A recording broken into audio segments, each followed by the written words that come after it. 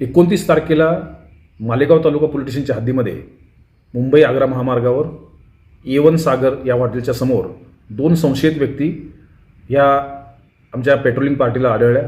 त्यांच्याकडील एका बॅगमध्ये झडती घेतली असता त्याच्यामध्ये साधारणतः 10 लाख रुपयाचा मुद्देमाल हा मिळून आलेला आहे. 500 रुपयाच्या 2000 नोटा त्या ठिकाणी होत्या. त्याचं व्हेरिफिकेशन केले असता त्या संपूर्ण नोटा ह्या बनावट असल्याचे निदर्शनास आलेले आहे. हे 2 व्यक्ती नजीर अन्सारी आणि मोहम्मद अन्सारी हे बऱ्हाणपूर मध्य प्रदेश या ठिकाणचे रहिवासी आहेत. यांच्या कब्जातून संपूर्ण मुद्देमाल आणि 2 मोबाईल फोन हस्तगत करण्यात आलेले आहेत.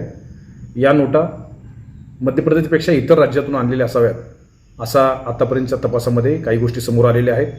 त्यांनी हा मुद्देमाल याच मालेगावच्या ठिकाणी किंवा नाशिक जिल्ह्यामधील एका व्यक्तीला देण्यासाठी त्यांनी या ठिकाणी आणला होता अशी माहिती समोर येत आहे. याबाबत मालेगाव तालुका पोलीस स्टेशनला गुन्हा दाखल करण्यात आलेला आहे. पोलीस स्टेशनचे प्रभारी अधिकारी प्रीतम चौधरी याबाबतचा अधिक तपास करत आहेत.